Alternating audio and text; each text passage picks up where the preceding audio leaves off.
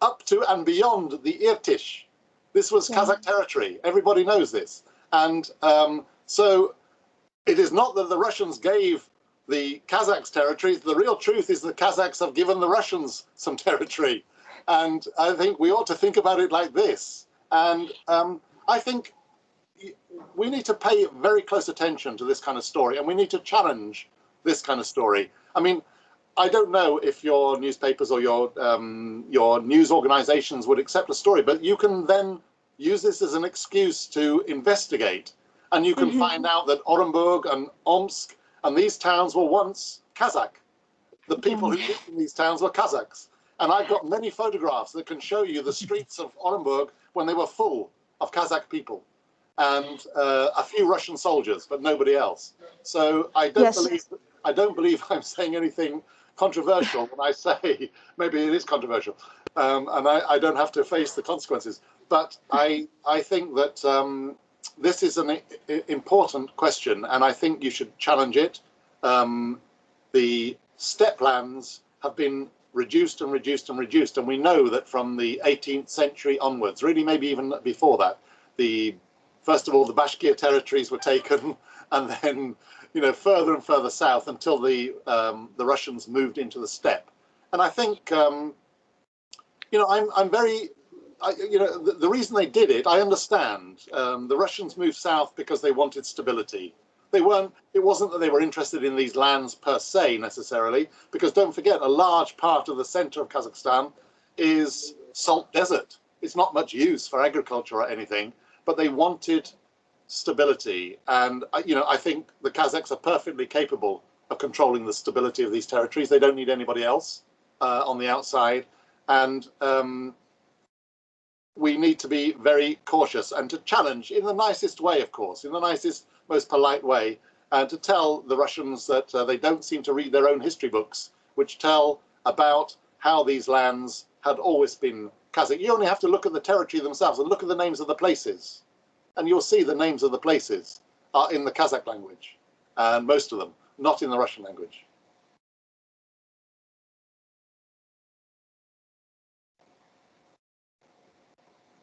Opinion of international experts on this topic, lands, and to protect the policy. Yeah, thank you very much for your opinion and for the presentation. A pleasure. Thank you, Dana. And can I actually ask the second question if we have time? Yes. Oh, okay. So, to tell stories, not only journalists in the media, but also users of social networks. What do you think about equating social media users with official media? Something went wrong with the connection. So what do you think about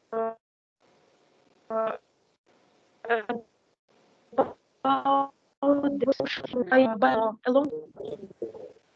Excuse me, can you hear me? I think my connection went very poor. I can't hear you, Dana. Okay. Could you please turn off your camera, Dana, and the connection will be better?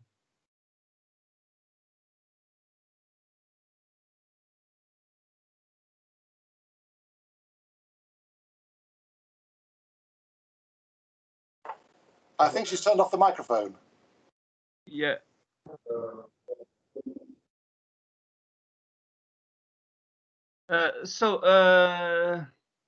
Nick, regarding for the first question, so what do you think about United Kingdom was an empire? So, and do you have like these ambitions about your territory? Sorry, can you ask me that question? Do I have what? Yeah, ambitious about your previous territories. So, like Russia. I think Britain is now very definitely a post-imperial society. I don't think we have any ambitions at all about future. We're finding it difficult to rule our own country, let alone someone else's country. And the imperial period of our history was an extraordinary period. Obviously, it coincided with the growth of modernism in the world, and we were we were part of that process. There were many terrible errors and mistakes in all of that process as well, as we know. Some positive things, of course, but a lot of errors. I think that what I've tried to do, for example, in my book, Travellers in the Great Steppe, is to reassess some of that. I don't believe that there was much rivalry between Britain and Russia in Central Asia. I think as I said to you, the real reasons why Russia moved south was to try and guarantee stability on its southern border. At that time, as we know, there was massive instability caused by the Khans in Kokand, in Khiva, in Bukhara. They were all fighting each other all the time. The Chinese, the Dungans, the Jungars, everybody was involved in various different disputes, and there was massive instability. And I think what the Russian policymakers were interested in at that time was really just being able to control these regions and to stop the raids and the marauding and so on and so forth that was taking place, because there was no central control. This is a very different time to today. Kazakhstan is obviously now well established. It has a very strong culture and judiciary and so on and so forth. It doesn't need anybody to tell it how to run itself. And in fact, modern Kazakhstan, balanced between two great powers, China and Russia, has got other things to think about, I think, and can play a very important role as a mediator. That, I think, is the modern role of the Kazakhs. They are a land of mediation, precisely because of their geographical position as mediators between two great empires. This role of mediator comes to them naturally. Thank you. Dana, ask your second question, please. Oh, okay, I'm very sorry about my connection. I'd like to ask that today people tell a lot of stories, right? Not only journalists in the mass media, but also internet users and social media users. So do you think social media users should be equating the same as the mass media? I mean, by law? Because currently our government thinks to provide this law to the law of mass media as well. Yes. Sorry. Yes, I understand your point. Organizations like Facebook and Twitter don't consider themselves to be media organizations. They say that they do not create any content, that content comes from their users, and therefore they don't have any responsibility directly. This view is increasingly being challenged now throughout the world, I think everywhere. We all recognize that we cannot stand to the side when racists and others are using these media to push forward disgusting stories. They could not do this in a newspaper because they would be sued. They would be stopped from printing this material. But there does not seem to be much constraint, except internal constraint by themselves of the content. I think probably the time is going to come very soon when national governments throughout the world will take the decision that they cannot allow this to take place any longer, and that if something is published on a platform, then, excuse me, the platform itself must take legal responsibility. And I think that maybe is the most sensible way to go, because fake news is making life quite difficult in some ways. I mean, you now need to go through masses of material, masses of rubbish to find something interesting, because there is so much garbage, so much recycled lies, information which is incorrect being circulated. And no society can really make good decisions when so much poor quality information is being circulated. Rumors start, people act on rumors. If somebody says tomorrow, oh, the COVID jab, the COVID injection is going to poison you, it's going to give you some disease, or they're putting microchips in you, or something like this. We all know this is rubbish, but there are stupid people, unfortunately, a lot of people who believe this stuff. So we have to prevent some stories from being circulated. Yeah, I honestly pretty agree with you when we should take this law against the fake news. But on the other side, in many Central Asian countries, sometimes government put this law just against the civil activists and human rights activists. And that's what I'm really scared of if they put this law to for example, just to get to the prison some activists about their opinions, and because we have these cases before. That's why.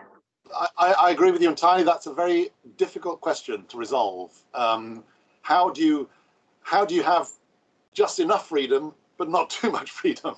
And the dividing line is a very difficult one. And I think that in a sense, it shows us that these questions are not simply about the content, but they're also about our society.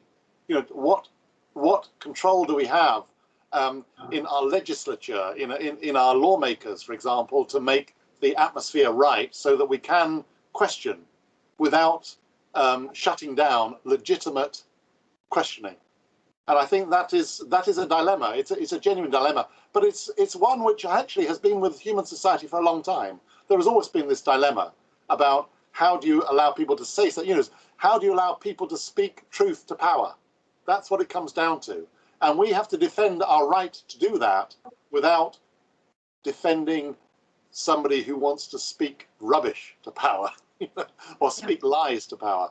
And this is a difficult thing, which is more than the concern of journalists.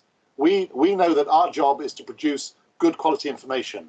It is the job of our legislators and our judiciary to create the atmosphere which will allow democratic open debate to flourish. And I think that should be a goal for all our societies, democratic open debate without leading to rumor mongering, rabble rousing, name calling, insulting. All of that stuff needs to be controlled, but we do need to be able to get the story across. Thank you, Mr. Nick. Fielding, thank you, Dana. You very much. It was very interesting, and I'd love to read your books. I hope you do. Thank you. So, Dana, could you please give some background information about yourself? Because for Nick, it's also interesting. What are you doing except your studying? Yes, of course. My name is Dana Buraukeva, and I work for human rights organization. I'm also volunteering and being an independent journalist. So currently, I also studied my master's.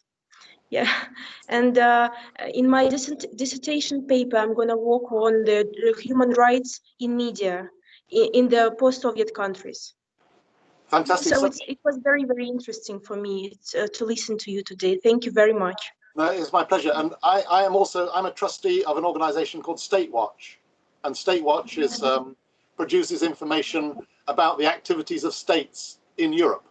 And, in a sense, our job is to ensure that our rights are preserved and that people are still able to speak their mind, speak truth to power without too much constraint. So I understand where you're coming from on this, and I feel I have a responsibility as somebody with some journalistic experience also to feed back into this process by continuing in a different way and ensuring that our states are open to the ideas that we are talking about here. Mr. Fielding, can I ask you if I can ask our professor to give me your contact? Of course, maybe you're all welcome to contact me. Yeah, I will share with you his contacts. Thank you, Dana. So next student is Nurgul. Nurgul would like to ask a question. Let's start. Thank you, Mr. Fielding, for today's lecture. It was so interesting, and thank you for sharing interesting stories. And I was just sitting here and being like, wow. And I'm just wondering, what is the best news story you have ever done and really proud of? Whoa, this is a funny thing because just in the last month or so, a story that I worked on 25 years ago has suddenly become one of the biggest stories in Britain. And this is the story of the interview with Princess Diana 25 years ago when she first admitted that her marriage was in trouble.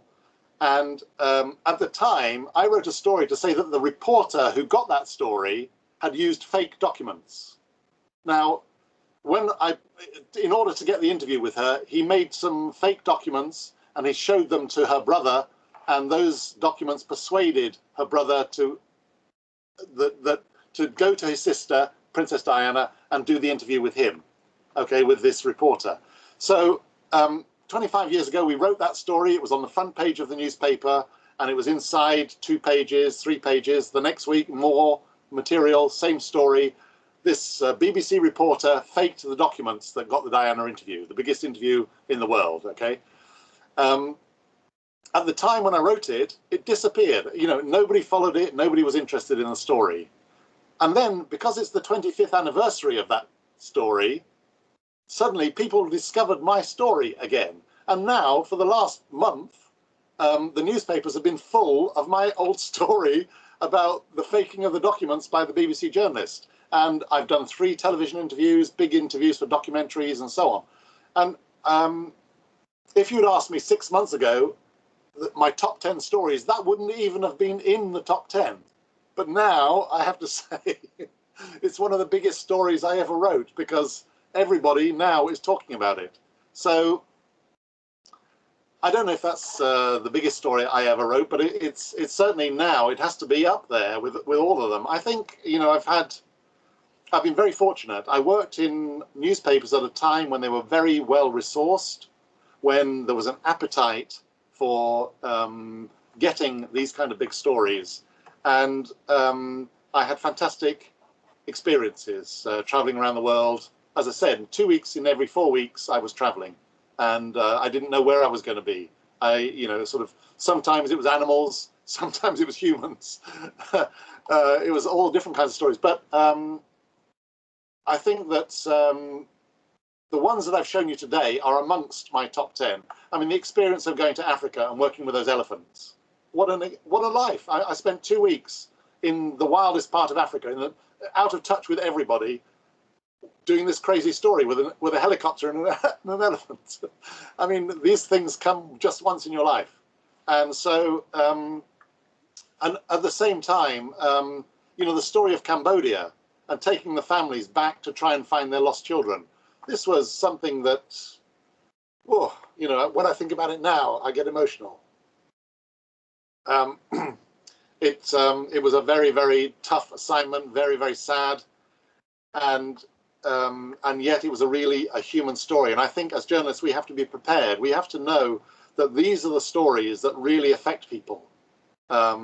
These are the ones that people want to hear and to be moved by.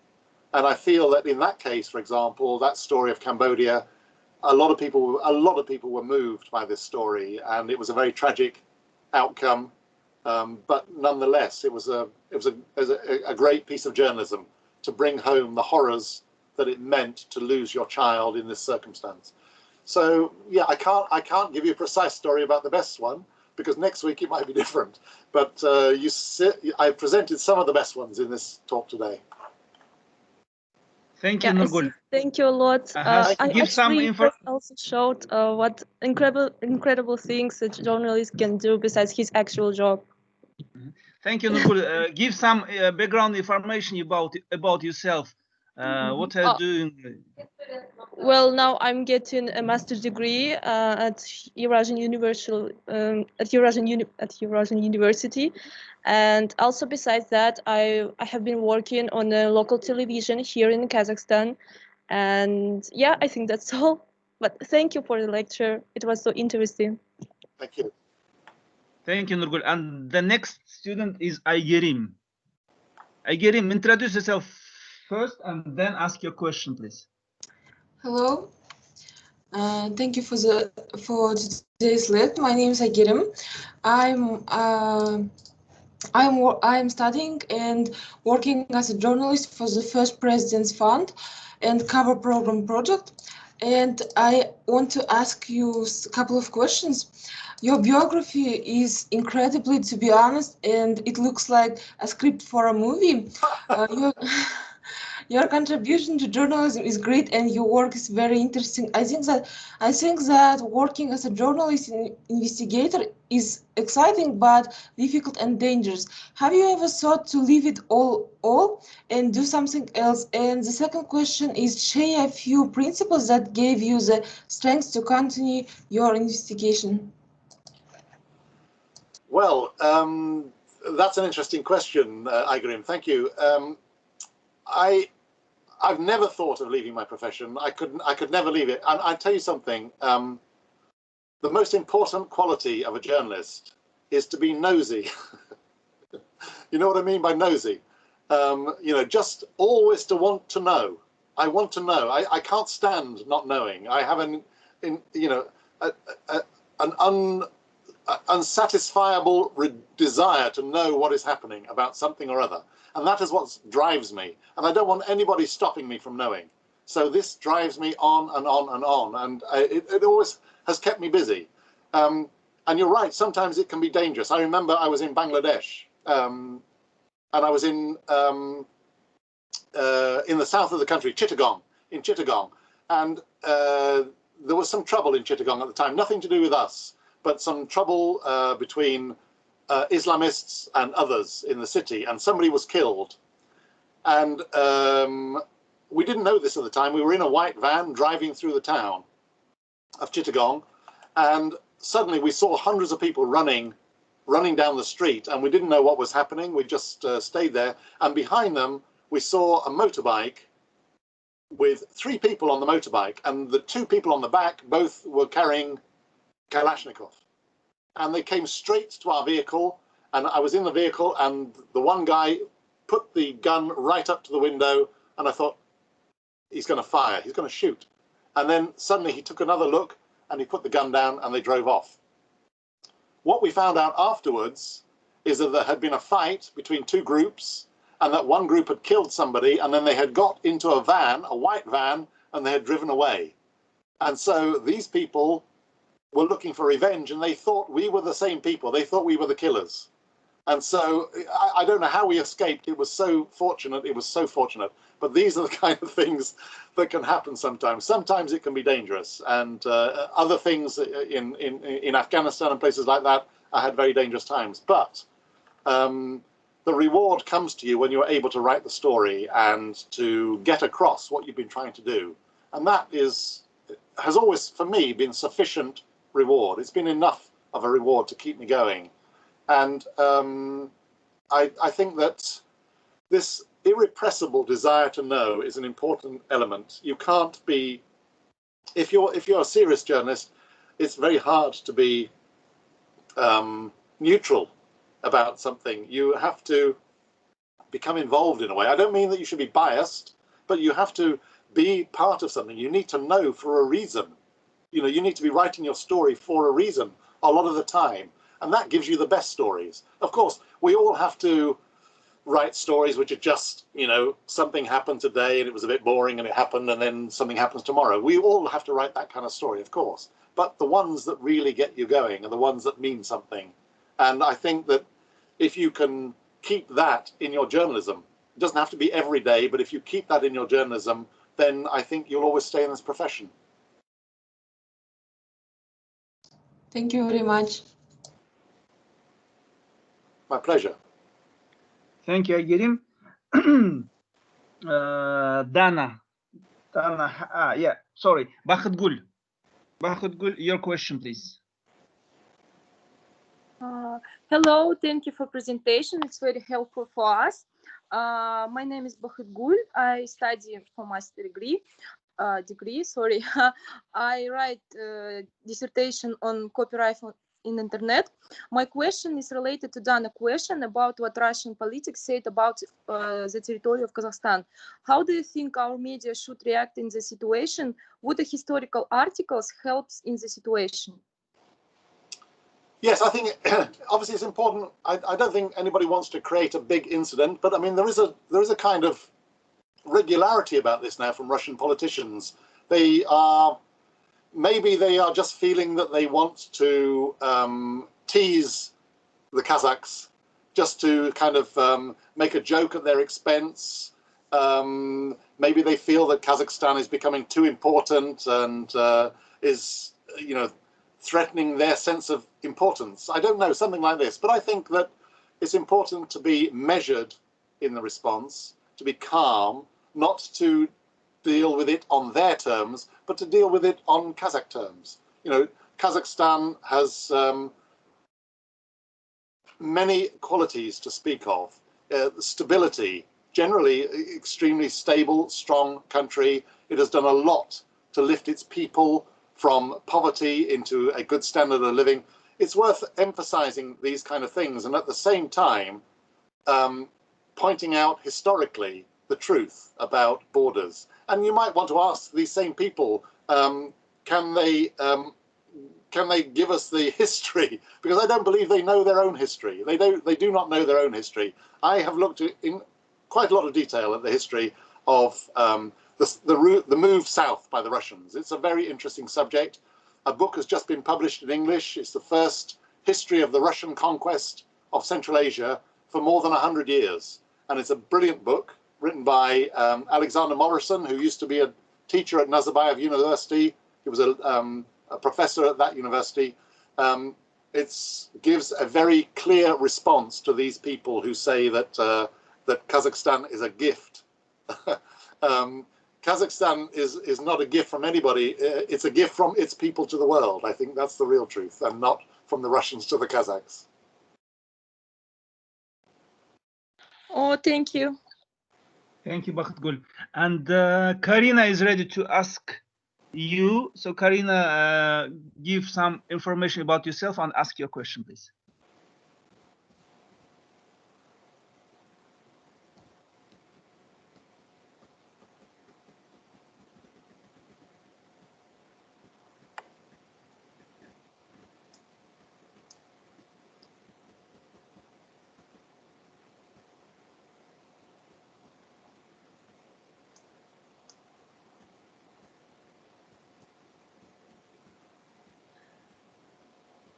While Karina will be ready,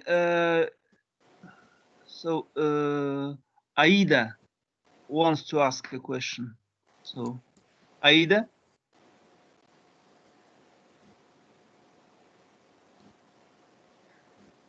Good morning. Sorry, I can't turn on my camera, but thank you for attending us today. I would like to ask two questions. Hello, my name is Karina. Okay. Human social studies has become popular among graduates. I'm getting two voices. I think because Karina has poor connection, so that's why. Would you like to carry on? Hello, can you hear me? I can, yes. Yes. Oh, my name is Karina. Thank you very much.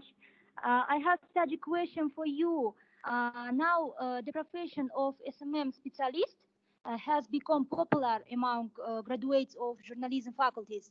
And what do you think about this profession? What is the meaning of the SMM specialist work for you? Thank you.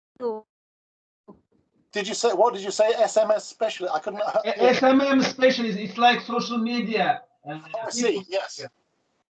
Well, this is obviously rather a new world, isn't it? Yes, social media specialist.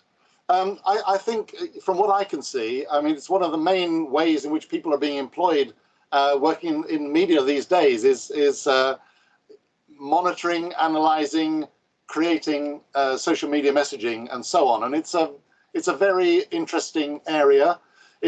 I don't think it's I don't really think of it as investigative journalism. It's a kind of journalism because it is the communication of information, and that very broadly is a definition of journalism: the communication, the efficient and clear communication of information. I think it's likely to be the way in which many people, especially graduates, get into journalism in the modern period. In today, this is where you're likely to start.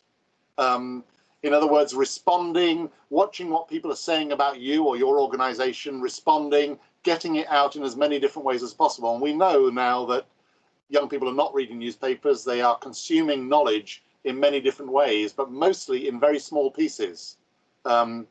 People's attention spans are shorter and shorter, and the amount of information they receive in a single batch is smaller and smaller. I think there has to be a limit in the end to this, because there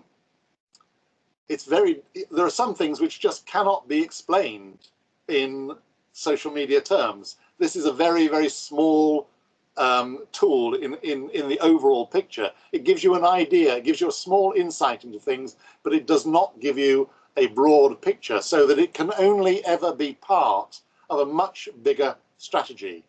And so, you know, in terms of, you think in terms of journalism, in the past, for example, when somebody was just beginning in journalism, they would write very small, short stories for a local newspaper. These would almost be like SMS messages. Maybe they would only be 240 characters in their story, just a small caption for a newspaper photograph or something like that. That's how you started, and gradually you built. I think that although we are at a phase now where the bulk of people, in terms of their communication, use social media, this is not because they're consuming news. They are mostly consuming social messages. And that's a different thing in a way. I mean, if you tell me what you had for dinner last night in a message, that's not news particularly. It is sort of news, but it's not really of much importance to anybody except you and me. So that is, let's say that's 95% of the messaging that's taking place in the world at the moment. People are exchanging small amounts of rather small information. The functions that we are talking about is how, as I said, we have to think a bit bigger than that, a bit larger than that, and we probably have to move through to it over a longer period of time and find the kind of medias. So in a sense, what social media can do for us as journalists is direct people towards our output, our more serious output. So, you know, for anything you produce, if you're a TV journalist, any film you produce, of course, you now have to have a social media campaign to launch it. And that's what that is about. And I think that's the kind of first job that people get in journalism. It is to learn about who is out there, who to follow, who to respond to, how to deal with spam, how to deal with fake messaging, all of those kind of things. Those are the kind of things you need to learn as basics. Once you've done those things, then you need to think about the bigger question here, which is what is the best way of communicating a particular point that you're trying to get across. Some of that can be done in small messages, in Twitter, in Instagram, in other, even in TikTok, who knows? I mean, we can use all these techniques, but the real guts of what we're doing, the real big message, that needs you to direct people towards it in a different format. And I think, you know, we shouldn't try to do one job with the tools that are needed for another job. So social media is great. I mean, we all use it, we all rely on it to some degree, but we should remember that it only gives us a very partial view of the world. And I honestly don't think there's any way of communicating more complex material in a short form. We can only get a small part of the picture. So as long as you understand that, by all means, do as much social media, move into social media if you like. There are professions, many people now make a living from creating social media on behalf of other people. It's a big business. Here in the UK, there are so many companies like this. Most public personalities, most TV personalities, whatever, they have people who do their social media for them. And it's a profession, you know, so you would be responsible for the Instagram output of a football player or a pop star or something like that. Those things, that's what a lot of people do as a profession. But if you're really interested in communicating the important stories in society, you need to be doing something else and using social media to direct people towards those things.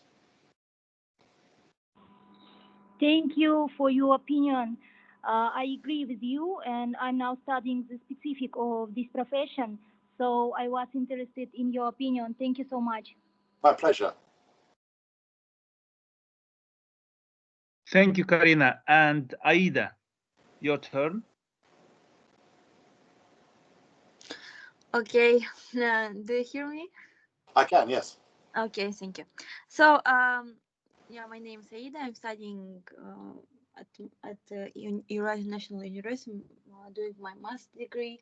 But so I have two questions. So first of all, I think with small news resources and the industry downsizing, it is employed hearing who will gather information needed to sustain a democracy, to serve as a watchdog over our K, especially in our K institution, especially in Kazakhstan, to document our everyday life and to act on behalf of the people who don't have any who don't have the news media access to authorities or ability to influence them. So, and will blogs and other internet sources or news services eventually place newspaper? Aida, this is a really important question, and I agree with you, and I'm glad to hear that you're looking into this question. It's very hard to know where this is going to go. I think, part of the problem is that, if we take a step back, we are in a period of massive media transition. We are moving from the old media to the new media. That process is, maybe it's 50, maybe 60, maybe 70% of the way. I don't know. But it's quite a long way down the road, but we're not there yet. So we don't have a complete picture. And don't forget, how old is Twitter? Twitter's been with us about 6 years or something like that, 6 or 8 years. And Twitter has transformed the world. It's a form of communication we didn't even know about a little while ago. And yet it's now one of the prime communication mediums in the world. Tomorrow, another new media could come along, which again completely transform things. These things are in a process of transition, and we don't know how they're going to end up. So it's very important that we assess and analyze all the time what is happening and the way in which media is being used. And I think, as you say, what happens when the old media dies, but the new media has not replaced? I think that's part of what you're saying. And I think that we need to be very conscious of that fact, and we need to be thinking about how we can organize and finance a kind of journalism which can play its important role of overseeing the operation of democracy. That's our role, to make sure, to check that everything that people say is happening. When the government says it's going to spend so many millions of dollars doing this, well, let's go and see, did they actually do that? Did they do it efficiently? Is there any corruption? Does the machinery or whatever they were doing, is it all working? What are the conditions like, etc., etc.? We need to ask all of those questions.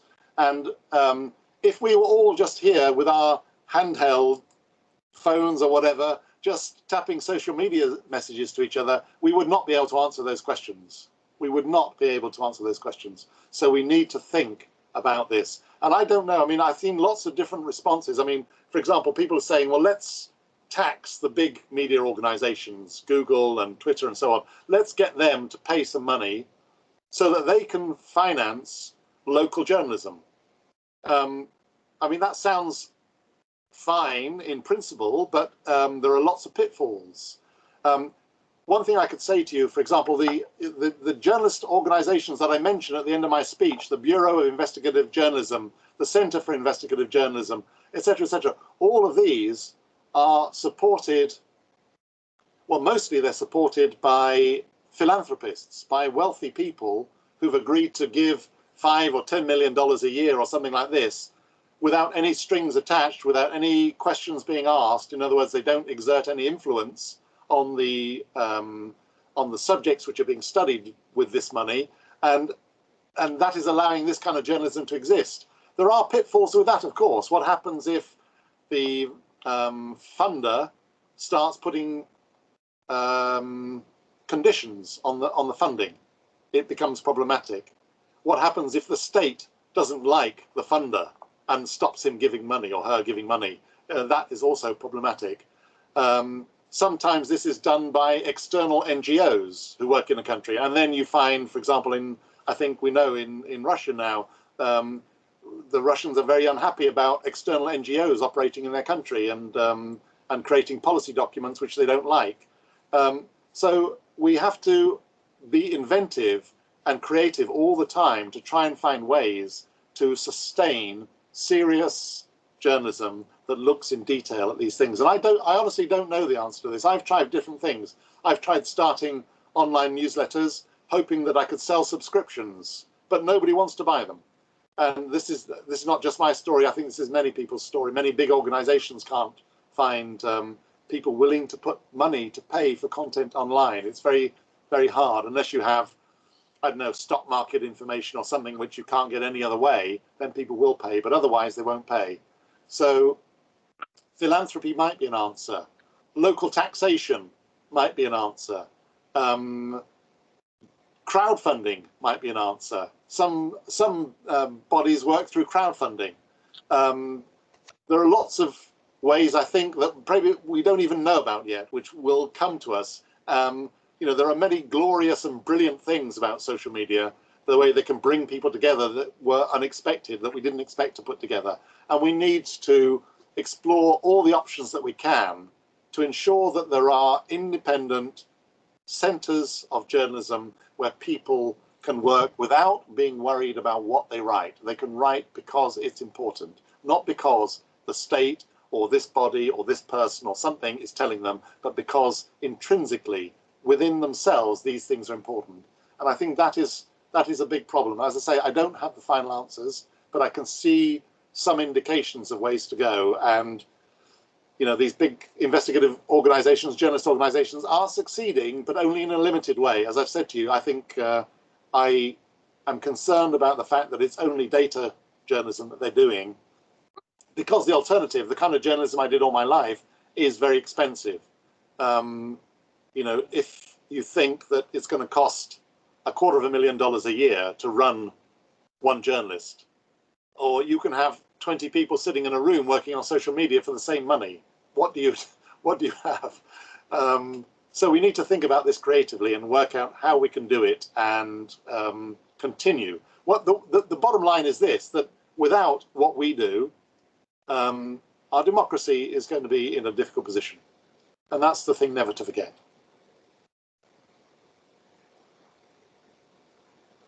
Okay, thank you for such detailed answer. Of course, it is hard to answer definitive, but if you will allow me, I will ask the second question about your book. Please, Aida, please go ahead. Okay, how did you collect information from your book called, if I'm not mistaken, South to this Great Step, yeah? And that was published in 2015, yeah? And how was it done? And maybe was it difficult to double check the information? Because I know one author, his name is Kuczynski, and I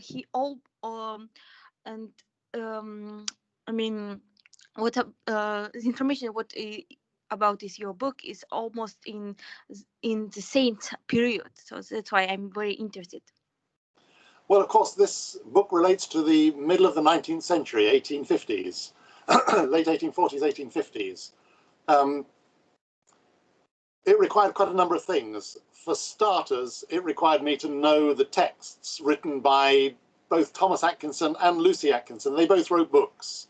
So I became interested in those books because I was interested in various things. I was interested in population movements in Central Asia. I'm a textile collector, and I have a great fascination with the textiles of Central Asia.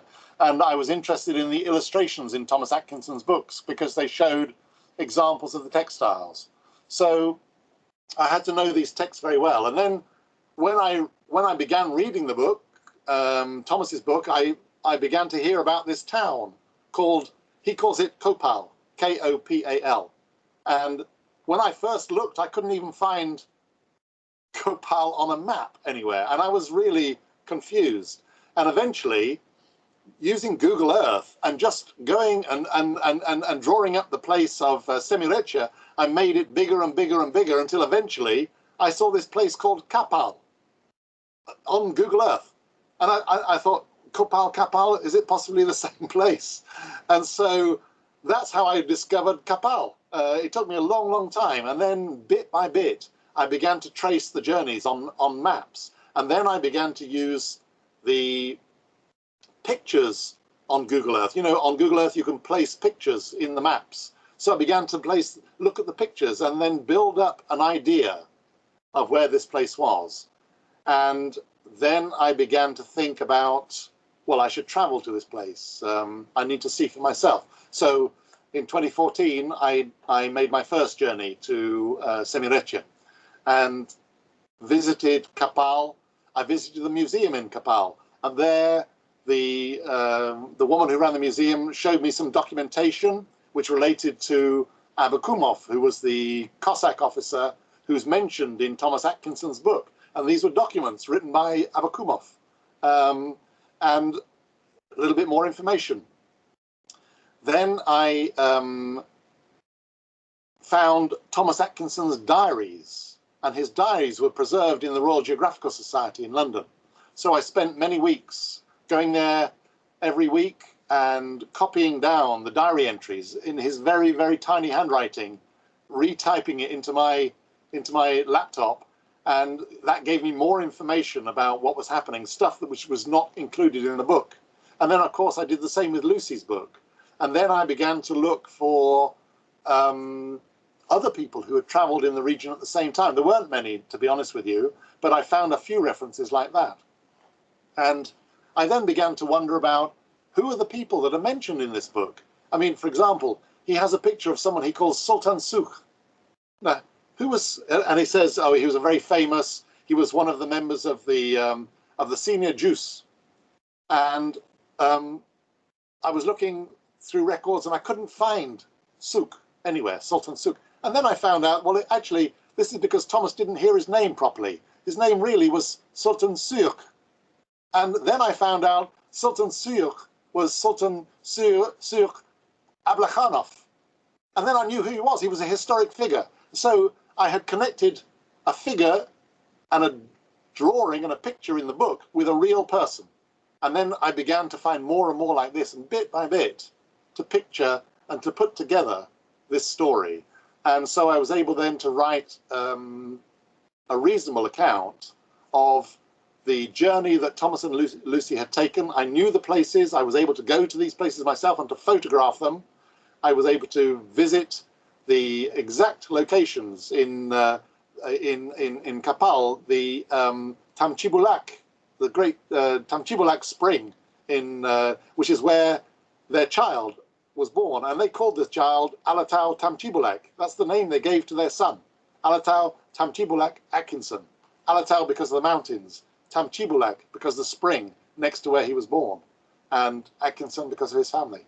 So I had been to all those places, and I was able then really to write. So what I'm saying to you is that I'm using the same investigative techniques for writing my book that I used all through my profession. I've done the same idea. I don't take anything just because I read it. I want to go there and I want to see it for myself.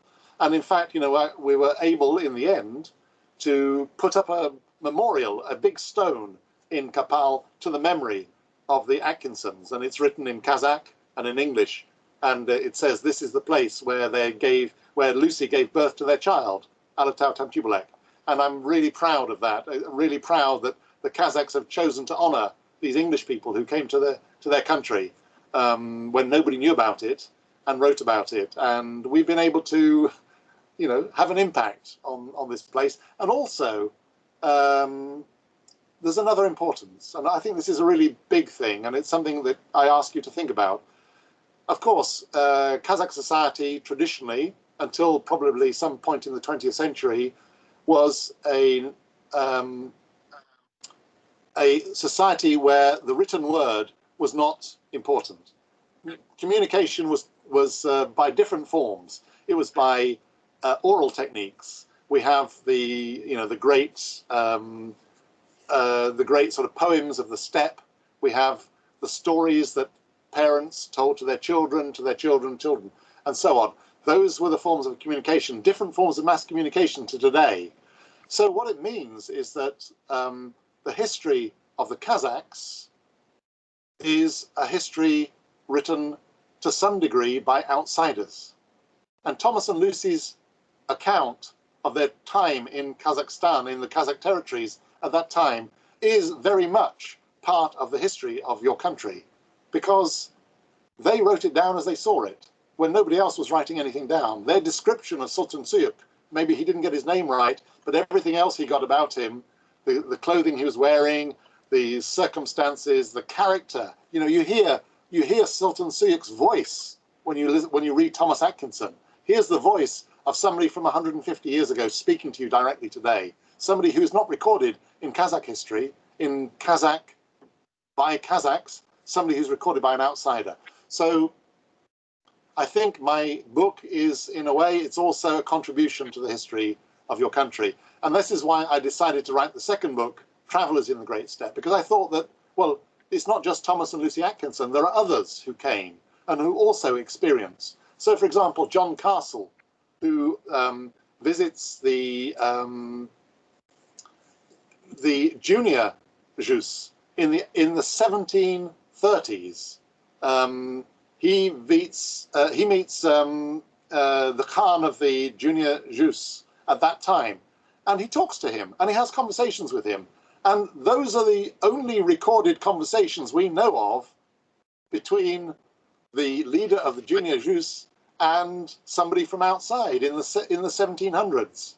And many more examples I could give you like this. And I feel that we need to collect, this is why I wanted to collect these stories together, because they are a contribution to the history of your country and your peoples. And I feel very proud about having been able to do that. It's a very modest contribution. There are many Kazakhs who can do this much better than me, I'm sure of it. But the idea of using, until the last 20 years, your history you had received by and large from Russian accounts. Just that one source, in a way. It was always the Russians that told you what your history was.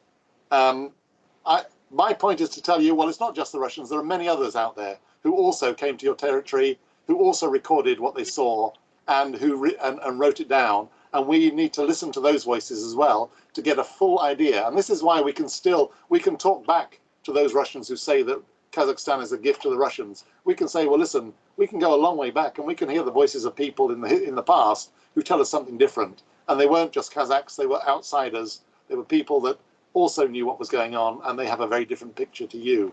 So this is why these things are important. Thank you. It's really incredible how excited you are. You talk about your research. It is really inspiring, because there are many people who think that in such books are written how to say it right, controversial or maybe like dubious things. Like I read about it. So it's many. So I think it's really inspiring. Thank you very much. And if you give me a chance, I want to contact with you, and ask some other questions. Of course, always my pleasure. Thank you. Thank you, Aida. I will share all details of our guest, and I think it's the last question from Nariman. He's going to ask you about his dissertation, topic of his dissertation. Good morning, Ning. Thank you for your visiting in our class. My name is Nariman. I'm student of our master degree of our National Eurasian University. My question is, can you please tell us about other British researchers and authors, writers, whose book we can recommend us to read these books? For example, about themes about world politics and society relationships, terrorism, and other interesting themes. Thank you. Well, that's quite a big question, Nariman. I'm not sure where to start on that. I think that there is some very interesting writing, I think, going on about Central Asia at the moment. You may know the name of Peter Frankopan, for example, who wrote a book on the Silk Road. There's a kind of a reassessment taking place at the moment about Central Asia and its importance. It was always, in my view, very much underplayed. People have not understood the importance and the significance of Central Asia, largely because they've been unable, until the last 20 years, they weren't able easily to visit, and they didn't know the country, and still they don't know the country. They still have very little knowledge. You know, nobody in Europe really understands that Kazakhstan is as big as Europe. And it comes as a surprise to them, really. And so a reassessment is taking place. Peter Frankopan, I think, is someone that you should read, because he will give you a very clear idea of the importance of Central Asia as a crossroads, as a significant place in its own right, not just as as some kind of backwater, not as important as India or China or Africa or whatever. This is hugely important territory, and in some ways, the history of trade in the West, in Europe, is also, it's very much about what happened in Central Asia. You know, we know the importance of this. You know, why did the popes in the 1200s send messengers to the Mongols? You know, this was for them, this was a matter of life and death. Their future depended on these relationships, and they went to great lengths, sending 4 or 5 delegations over the course of a few years to try and negotiate and do deals with the Mongols. Later, of course, with the Golden Horde and everything else, we see similar things. But I think that I would suggest to you to read him. And the second writer I've already mentioned, Alexander Morrison, who taught at Nazarbayev University. His new book, The Russian Conquest of Central Asia, is a brilliant, brilliant book. It's full of information. You will not find this book you will not find this information even in Russian books. He's a fluent Russian speaker himself. He spent time in all the great libraries, not just in your country, but also in Moscow and St. Petersburg and in Orenburg and elsewhere. And he has dug up the first-hand accounts of what was happening. So he's looked at the correspondence of Kaufman and all the generals and everybody else. He's looked at all this firsthand, and he's found out exactly what they were saying and how they were operating and so on and so forth. And I find it to be absolutely revelatory. It's new knowledge that we've never seen before, and I really commend you to read it. So these are just 2 authors that I think, you know, there are probably many more that I should be saying to you, but these 2 authors in particular, I think, are very, very important. The other thing I would encourage you to do, look at my book on Travelers in the Great Steppe, and that is not all the people, but a lot of the people who traveled through the territory of the Kazakhs. Read that book and have a look at that book and see what they had to say. See what their reactions were. I mean, there's some very, very interesting things that they talk about, and I think they add to our knowledge of your people and your territory in ways which you might be very surprised about. So this is the best I can recommend for you at the moment. I hope Nariman, that answers the question that you asked. Thank you very much, Nick. Thank you very much. Thank you, Nariman. Thank you, Nick. So let me introduce you again, our head of the Department of Journalism, Gulmira Ashirbekova. And thank you again for your Gülmira apay, siz osundasыз ба? Сәлем беріп қойдыңыз. Дауысыңыз естілмей жатыр. Good afternoon, Nick. Good afternoon, Gülmira. Қуаныштымыз сізді көргенімізге. She's very happy to hear from you. So, and she was a bit busy, and yeah, we are going to finish today's conversation, today's lecture. Thank you for our dear guest, Nick Fielding. So it was a really live conversation, and hope to see you again, and hope to see you in Kazakhstan as well. So, I will be there for sure. I will be there as soon as I can. I was very sorry not to visit this year for obvious reasons, but I will be in the Jungla Alatau, I promise you, next year. Thank you. See you. Thank you, students, dear students, and see you next time. Bye. Thank you very much. Thank you. Goodbye. Thank you. Thank you. Goodbye. Bye-bye. Bye. Thank you. Goodbye. Bye-bye and thank you. Thank you. Добрый день, Шкордисиш.